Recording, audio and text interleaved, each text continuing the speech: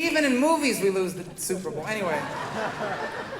Joking that his Miami Dolphins haven't won a championship in a long time, Rubio welcomed fans of football and politics to tonight's watch party. Enjoy the game. Have a good time watching it. And then let's get to work on Tuesday. Let's turn this country around together.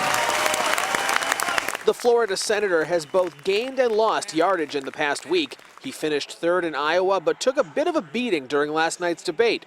Rubio supporters say their candidate will be fine.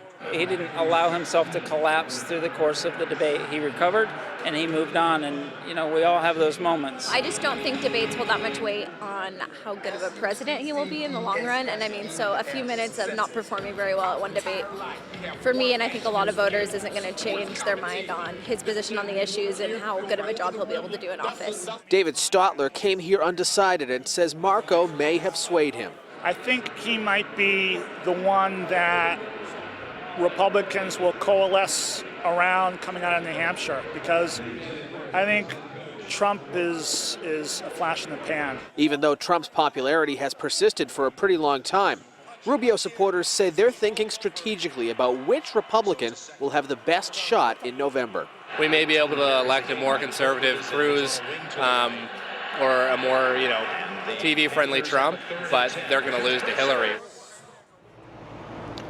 Worth pointing out that Jeb Bush and Chris Christie were the only Republican candidates predicting a Broncos win tonight. Those governors and Governor John Kasich of Ohio, they need to have big wins. Well, they need to do well, maybe not necessarily win here in New Hampshire on Tuesday, but they need to be successful here in order to keep their campaigns viable. So how can they do that? Earlier tonight, we talked via FaceTime with political strategist Brent Littlefield. He's a familiar face to Maine politics. He says that the candidates need to capture a moment to make a splash. Take a listen.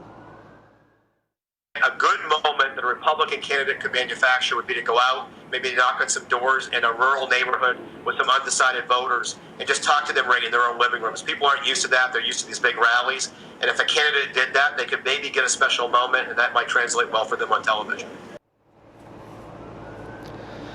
We talked a lot more with Brent. You'll hear more of what he had to say on tomorrow morning's newscast. Big day tomorrow. Follow us on Twitter. Myself and Katie Thompson out here all day tomorrow into Tuesday on the primary day. For now, reporting live from Manchester, New Hampshire, Paul Merrill, WMTW News 8. All right, Paul.